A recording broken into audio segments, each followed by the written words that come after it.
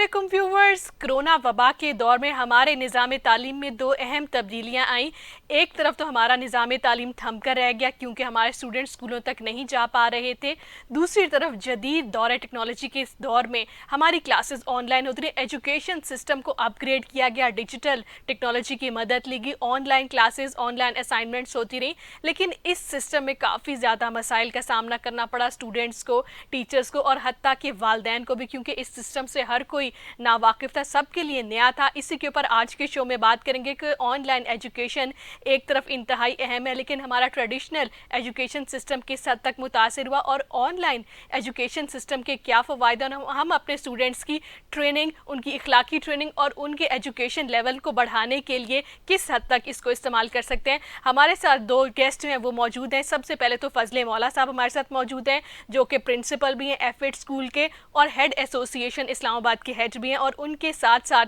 Doctor Shoaib Ahmad साहब ने भी हमें ज्वाइन किया, जो कि सीनियर तज्जियाकार हैं, एनालिस्ट हैं। सर जी, बहुत शुक्रिया ज्वाइन करने के लिए। क्या कहेंगे कि जब से ऑनलाइन सिस्टम आया तो हमारा जो ट्रेडिशनल एजुकेशन सिस्टम था वो किस हद तक अपग्रेडेड था इस सिस्टम के साथ मर्ज करने के लिए? जी, बहुत शुक्रिया आपकी मुझे कॉल की। असल में आप जानते हैं कि पूरी दुनिया में ऑनलाइन सिस्टम तो बहुत पहले से नाफिज है। इस्लामाबाद की, पाकिस्तान की जितनी भी डेवलप कंट्रीज है दुनिया की, वहाँ की ऑनलाइन सिस्टम एजुकेशन उनके लिए कोई नई बात नहीं है। लेकिन हमारे मुल्क में हमारे लिए एक नया एक्सपीरियंस था जब कोरोना की वबा फैली पूरे मुल्क में, तालीमी इदारे बंद कर दिए गए, जो कि तकरीबन 2 साल तक तालीमी इदारे हमारे बंद रहे। और इस दौरान ये ज़रूरत महसूस की गई कि बच्चों की तालीमी सिलसिला को भी जारी रखना है, तो इसलिए ऑनलाइन सिस्टम को इंट्रोड्यूस कराया गया। ये चूँकि हमारे लिए हमारी असातिज़ा कराम के लिए एक नया एक्सपीरियंस था कि एक traditional system, classroom education system से हट के ऑनलाइन सिस्टम के ज़रिए बच्चों को पढ़ाना। फिर वो बच्चे जो हमारे ख़ासकर गवर्नमेंट स्कूल्स में आते हैं, वो आप जानती हैं कि वो लो पेड इनकम से आती हैं, उनके पास शायद इस तरह के रिसोर्सेज कि उनको ऑनलाइन एजुकेशन दी जाए, वो गैजेट्स, वो कंप्यूटर्स, लैपटॉप्स वगैरह की फैसिलिटीज भी नहीं थी। लेकिन इसके बावजूद ये सिस्टम इंट्रोड्यूस कराया गया और शुरू में हमारे कुछ मसाइल थे, हमारे टीचर्स को भी, हमारे स्टूडेंट्स को भी, लेकिन वक्त के साथ साथ फिर इस सिस्टम को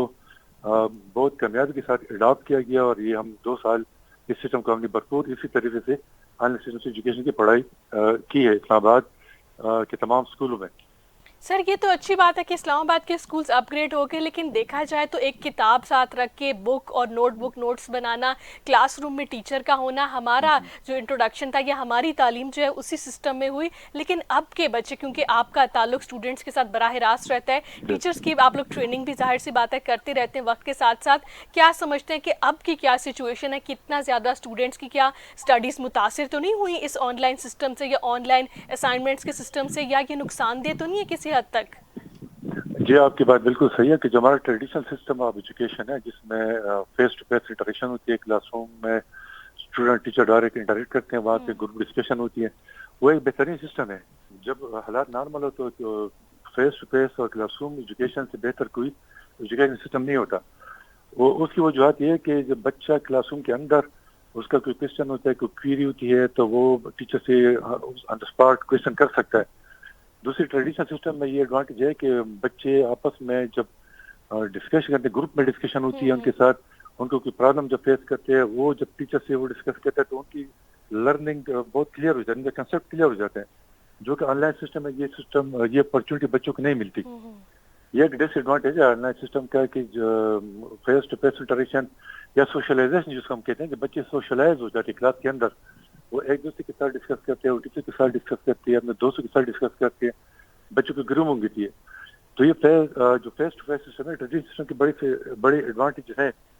लेकिन ऑनलाइन सिस्टम चूंकि हमारी मजबूरी बन चुकी थी, खासकर कोविड के दौरान और कुछ इदारों में अभी भी सिस्टम चलाया जा रहा है। इसके एडवांटेजेस तो हैं, एडवांटेज के हैं कि बच्चा घर बैठे किसी एक्सपर्ट टीचर से, किसी एक्सपर्ट एजुकेशन एडवाइजर से उसके लेक्चर सुनता है। और ऑनलाइन सिस्टम में एक टीचर अगर क्लासरूम में 40 बच्चे बैठे तो ऑनलाइन सिस्टम में होता है सैकड़ों के हिसाब से बच्चों को लेक्चर डिलीवर कर सकता है। लेकिन उसकी कुछ नुकसानात भी हैं। नुकसानात उसके ये है कि जो हमारे बच्चा है, खासकर स्कूल लेवल के जो बच्चों की मैं अगर बात करूं,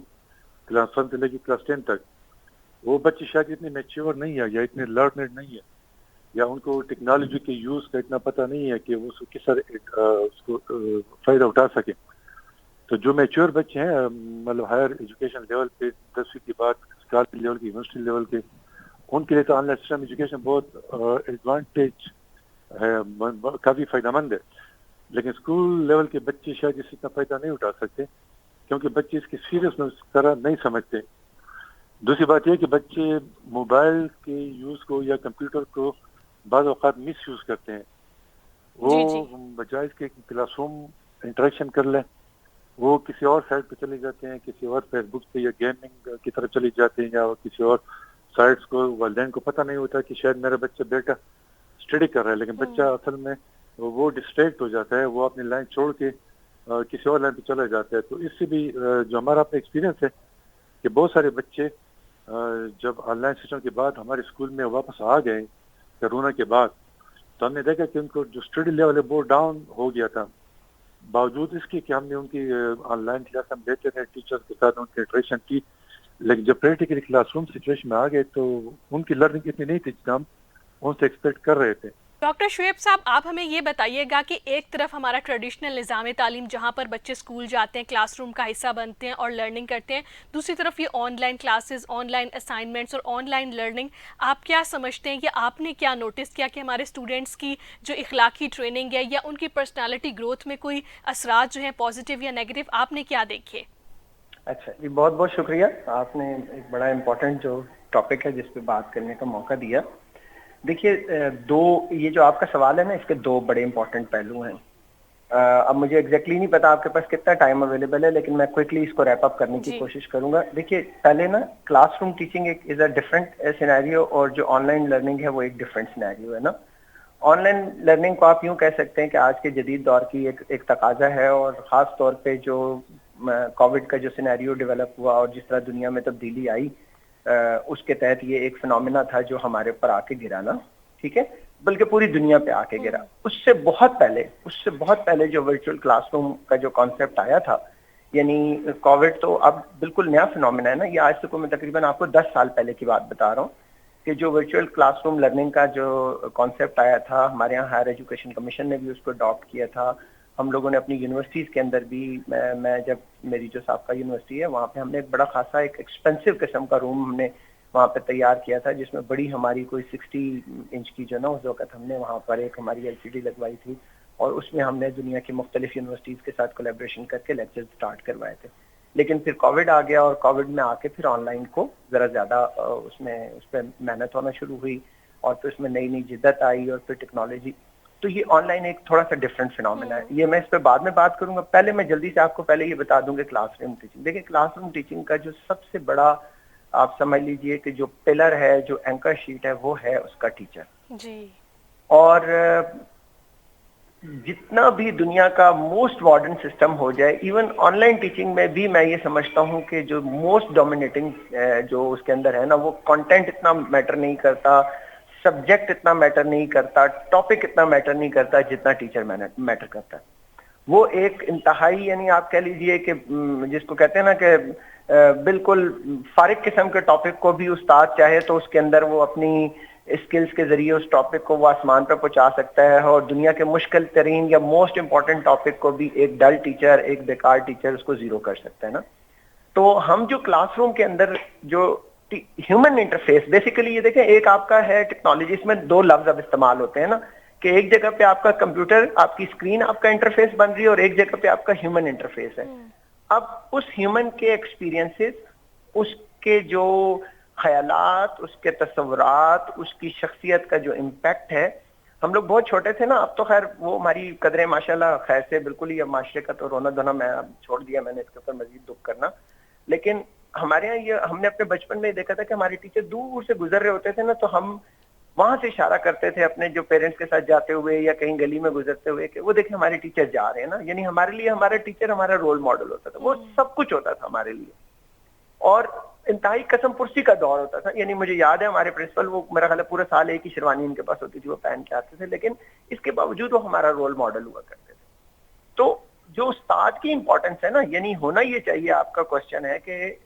جو استاد کی جو اہمیت ہے اس کو اس میں سے ہرگز ہم رول آؤٹ نہیں کر سکتے، اور جب تک استاد وہاں پر کلاس میں موجود نہیں ہوگا، ہم یعنی جو ایک ایجوکیشن ہماری جو آبجیکٹیوز ہیں نا، جو لرننگ آؤٹ کمز جن کو کہتے ہیں، اور اب آپ کو پتہ ہے یہ لرننگ آؤٹ کمز کے اوپر LOCs کے اوپر پوری دنیا میں کام ہو رہا ہے کہ اسٹوڈنٹ کو یہ پتا ہو کہ at the end of the day اس کی زندگی میں کیا تبدیلیاں آئیں گی. تو استاد وہ شخص ہے جو اس کی زندگی میں وہ تبدیلی لا سکتا ہے. یہ ہے استاد کی سگنیفیکنس. اب استاد کیسے یہ کرے گا، یہ اب ایک پورا کا پورا لمبا سبجیکٹ ہے کہ اس کے اندر کیا کیا صلاحیتیں ہونی چاہیے اس ٹیچر کے اندر اس کی اپنی شخصیت کی گرومنگ کیسی ہونی چاہیے، وہ کتنی ڈیڈیکیشن، کتنے پیشن کے ساتھ ایجوکیشن میں آیا ہو. آپ دیکھیے یہ 2000 کے بعد ہمارے یہاں ہائر ایجوکیشن میں تھوڑی سی اللہ نے استادوں کو عزت دی، اور ایک تھوڑا ان کی بہتر ہوئی مالی حالت، اور ان کی معاشی حالت ہمارے یونیورسٹی ٹیچر کی بہتر ہوئی، اور آج